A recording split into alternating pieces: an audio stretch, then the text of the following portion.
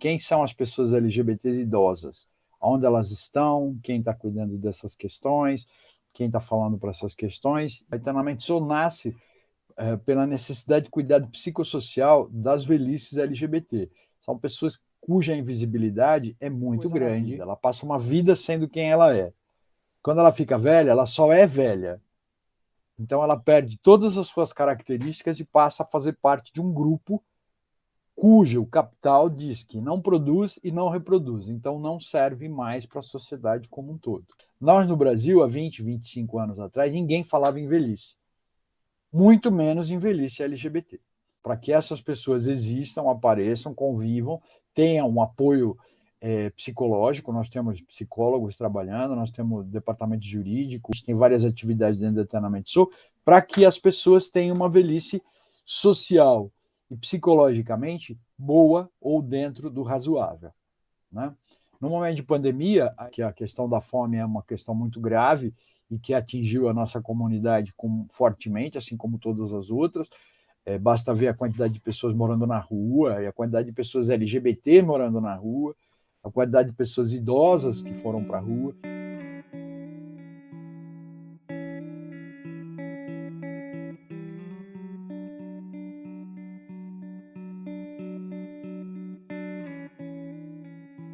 Nesse momento surgiu a necessidade e nós fomos atrás de parceria e hoje a gente distribui cestas básicas para uma média de 50 pessoas, que não é muito, mas são as pessoas que nós procuramos, são as pessoas nossas assistidas. Houve também necessidade de auxílio, aluguel, gás, conta de telefone.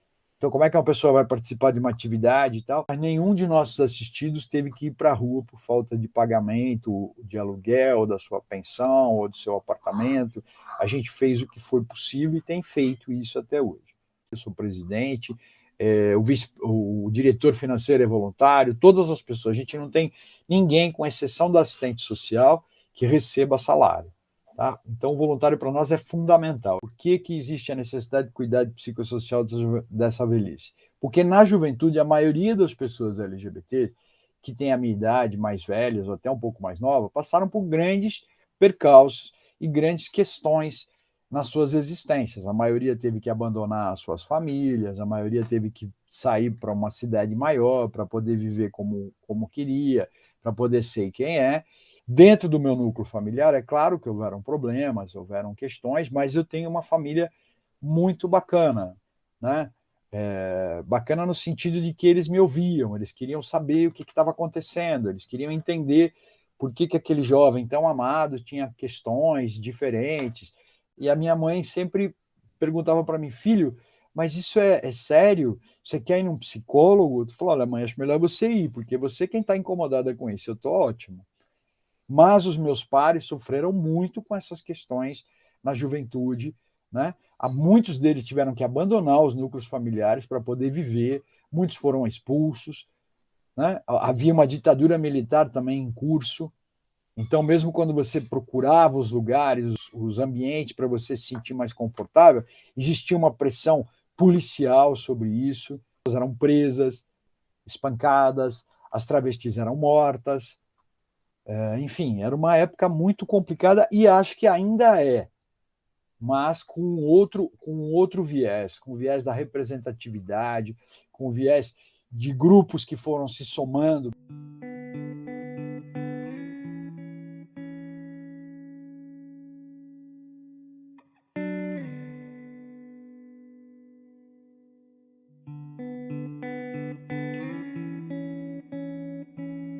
Eu sempre admirava muito mais a princesa do que o príncipe. Eu sempre achava os homens assim meio bobos em tudo que eu via, filminho. Depois tinha uns programinhas de televisão de 1950, borrachinha, porque eu já estou com 65 anos, que os meninos sempre eram bobos. E na escola eu sempre fui a primeira da turma, então também eu era exemplo. E essa coisa de eu ser exemplo me levou muito a perceber que as mulheres tinham que ser exemplo, não era só eu. E daí eu comecei a prestar mais atenção nas mulheres. Os homens, para mim, eram bonequinhos feitos em série. Eu quero te namorar. Quando a gente crescer, vamos namorar. Meu Deus, tanta coisa para fazer na vida. Mas tenho grandes amigos e tive muitos amigos, mas não adiantou. Eu percebi que o interesse não era só por causa de ser, das mulheres serem mais inteligentes, mais tudo, quando veio essa parte de namoro, né? Isso chega muito novinho. Estava a ter. O primeiro menino que eu disse não, eu devia ter 8 para 9 anos. Era aquela coisinha de escola, de brincadeirinha, de ai, vamos ser namorado. Eu não. E me descobri realmente foi quando eu me apaixonei por uma amiga minha de escola. Falei lá em casa. Claro que isso foi um terror para a família. Assim. E assim, a minha mãe não aceitava porque ela tinha medo de eu sofrer, porque ela falou, é uma vida muito sofrida, você é uma mulher belíssima, inteligentíssima, eu não estou entendendo isso. Era bem diferente do que é hoje, mas eu consigo encontrar hoje as mesmas reflexões negativas, os mesmos modus operandi de famílias que oprimem os seus filhos, que não ouvem, que colocam para fora. Isso continua acontecendo. Começo a participar desse universo em 1977, na vigência ainda da ditadura militar. Eu era muito jovem, adolescente, mas eu era muito atrevido. E começo a ir para a rua, a conversar com as pessoas, a me encontrar com elas. E São Paulo, aqui o centro de São Paulo e a capital, teve um momento de grande repressão nos locais onde as pessoas gays, lésbicas e travestis, principalmente, frequentavam, que era o centro da cidade, que é o Largo do Arocho e tal, e eu estava lá. Eu não cheguei a ser preso porque eu saí correndo, mas os meus pares eram presos, levados para a delegacia. Conversando com algumas pessoas na época que estavam presas, é que eu fui abrindo mais e mais os meus olhos e vendo que a vida não era o que os jornais estavam trazendo, que era muito mais e muito pior. Que as travestis e as prostitutas fizeram no centro de São Paulo, porque elas eram presas, eram espancadas, eram o diabo, e resolveram fazer uma passeata. Inclusive, tinha uma coisa engraçada que tinha uma travesti que olhava para mim, eu era muito menino, cabeludo, né? Falava, sai daqui, menino, que o povo vai te matar. Era muito engraçado e muito terrível, né? Porque eu me lembro disso com graça, porque ela foi muito protetora comigo. Eu fiquei do lado dela, inclusive. E saí fora, porque eu vi que também não era meu lugar ali.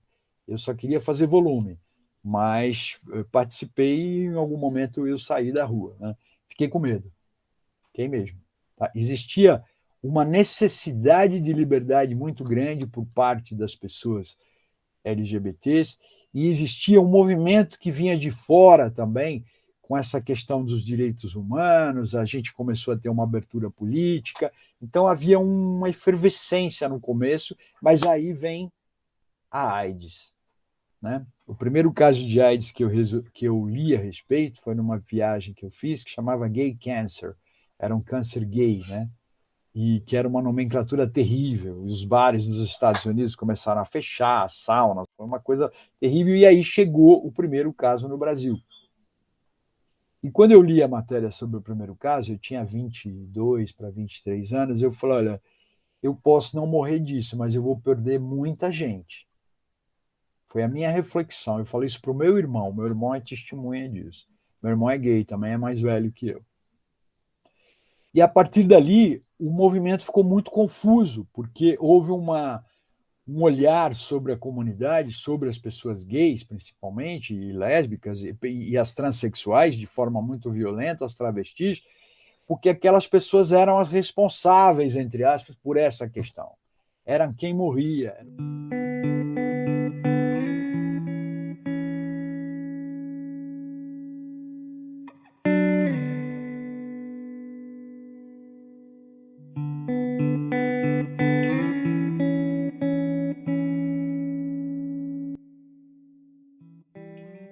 Momentos do cuidado de saúde, no momento de saúde, no local de saúde pública, no saúde privada. Por que existe a necessidade de se aprender a lidar com essas pessoas? Como é que você acolhe uma pessoa que chega num hospital ou num posto de saúde? Ah, mas é tudo igual. Não é tudo igual. Se você cometer um pequeno deslize com uma pessoa LGBT, como, por exemplo, ignorar que do lado dela tem um parceiro que foi acompanhá-lo, Se você ignorar, continuar tratando as relações LGBTs da forma como as pessoas tratam, você vai afastar essa pessoa, você vai fazer com que ela não tenha aderência aos tratamentos. Enfim, era o pecado, era o castigo de Deus.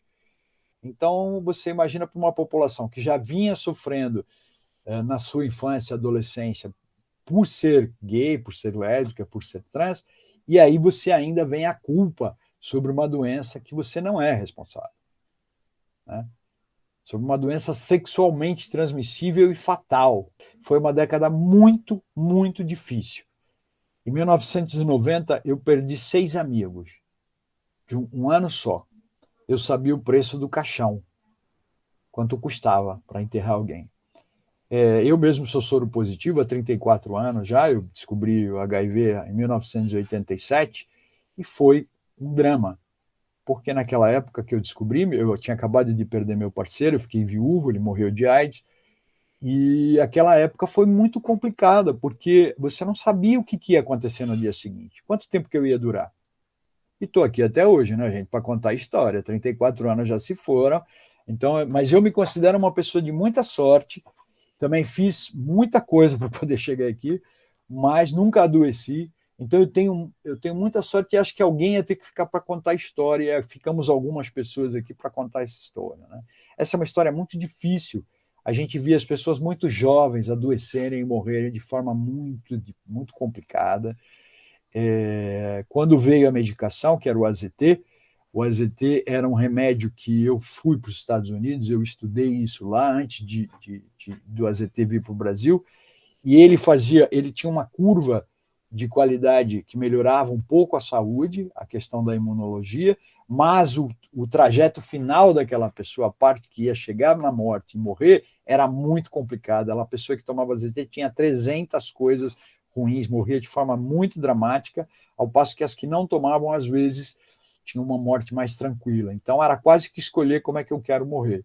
Eu só fui tomar droga em 1997, quando depois do aparecimento do coquetel, eu consegui sobreviver sem isso, enfim.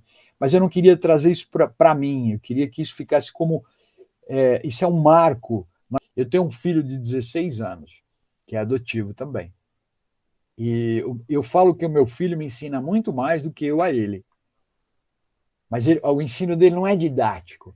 O ensino dele é aquele que ele traz da rua, dos amigos, que ele vai falando com relação eles, claro que sabe que tem um pai homossexual, tem um pai soro positivo, aqui em casa a gente trabalha na verdade, mas isso não tem nenhum impacto sobre ele, a nossa relação é muito pacífica, muito boa, muito feliz, ele se chama Gabriel.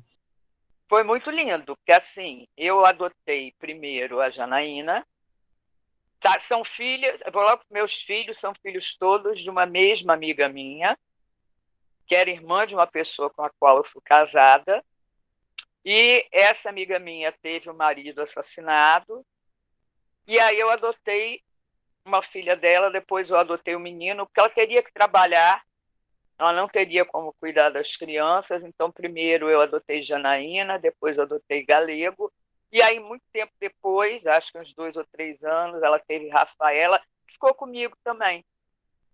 E as crianças sempre lidaram com a família biológica, sempre souberam da minha orientação sexual, sempre conviveram de boas com os meus amigos e amigas também, sem imposições.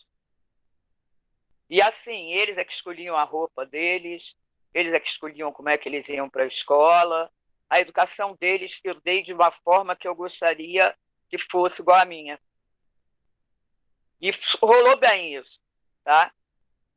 E aí eu tive um filho, né, Diego, que foi assassinado pela orientação sexual dele. Isso aí foi uma coisa que me marcou muito e eu vi o quanto eu tinha que lutar ainda, porque isso foi em 2008.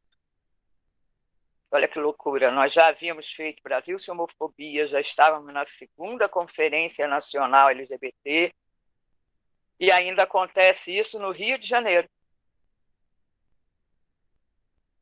Sabe? Isso aí me assustou, porque eu vi que não era só com lá quem era do interior ou isso ou aquilo, mas foi com uma pessoa muito próxima de mim.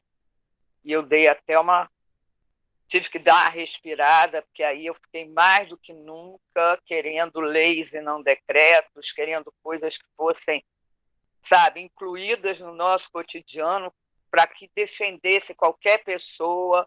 Nós tivemos assassinatos horríveis o tempo todo, de pessoas trans principalmente, de gays, amigos meus, e de lésbicas, e que nunca entrou na contagem como lesbocídio, porque era como feminicídio, né?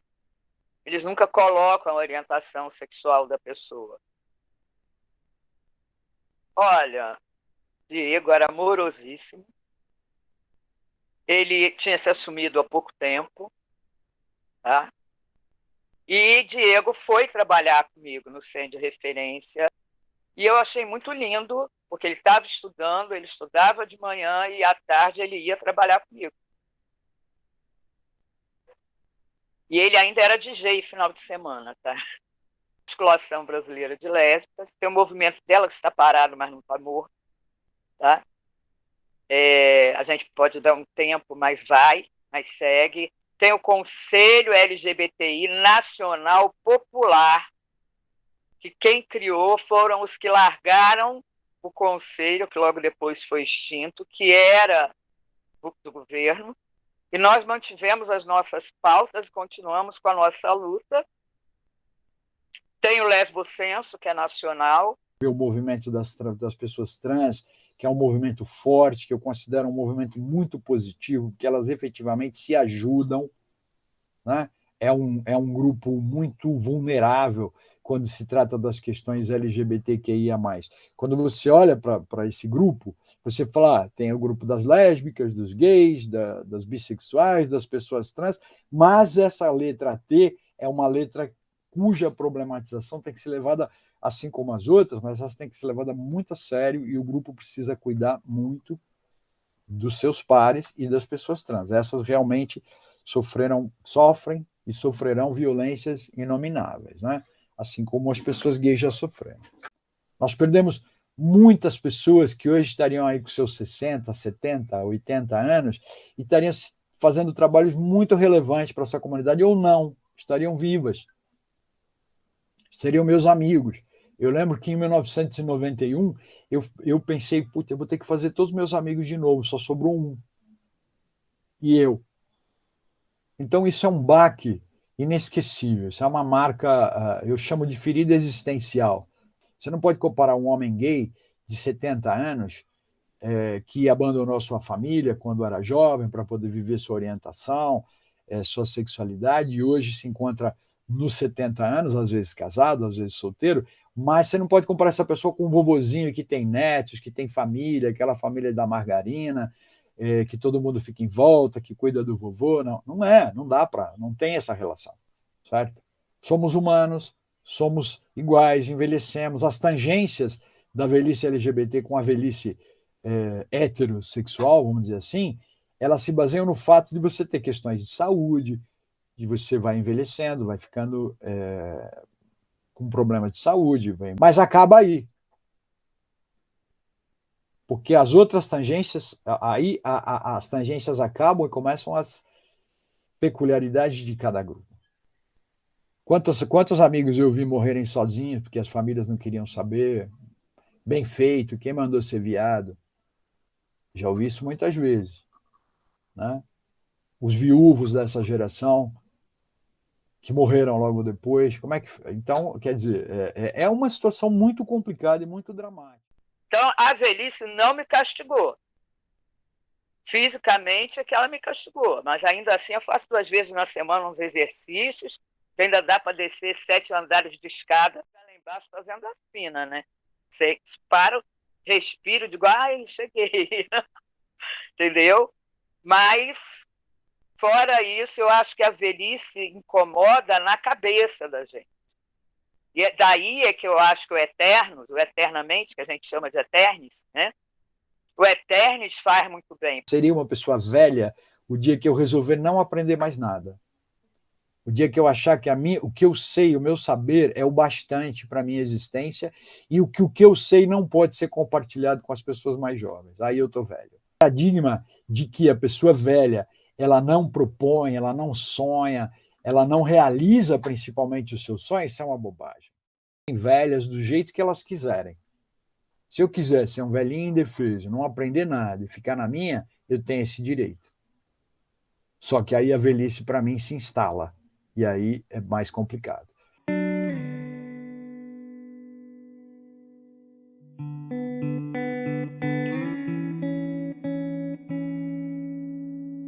A gente, enquanto defensoras de direitos humanos, a gente tem que cuidar de direitos. Não só os nossos, como todos os direitos. Porque aí eles vão ser realmente humanos. E isso vai ser feito pela geração que está chegando. A minha não aguenta mais. A minha pode até ser mentor. Nós temos físico para ficar aplaudindo o que vai ser feito, porque eu sei que essa geração vai fazer. Tem uma geração aí que está meio perdida por conta dos valores errôneos que as famílias estão passando, mas é só elas caírem na real, convivendo com a realidade, que essa pandemia não está deixando. Muita gente tirou a máscara e está se tornando negativa, ser abjeto, tipo farinha pouca, meu pirão primeiro. Mas tem também muita gente que descobriu que é poder ir à luta pelo que precisa. E liberdade é o ponto inicial de toda e qualquer precisão do ser humano. Entendeu? A gente precisa ser livre para poder ir à luta. Quem está aí quietinho pensando em ir para o armário? Chega de pijaminha, camisolinha e televisão. Vamos para a rua, nem que seja numa cadeira, ficar sentado e conversando com quem está passando. Entendeu? Nem que seja para sentar lá nas escadarias da Câmara, das assembleias e ficar perturbando o juízo de quem a gente elege. E a gente sabe que isso tem que ser presencial, que online não dá certo. Que acaba a live, acaba o recado e eles esquecem.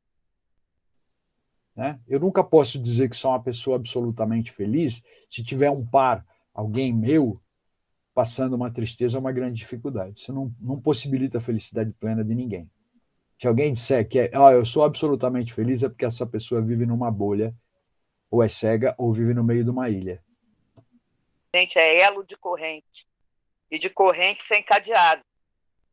Então, a gente pode ir acrescentando os elos e nunca precisa fechar essa corrente. Essa corrente pode estar sempre estendida para chegar mais um elo junto para ir à luta.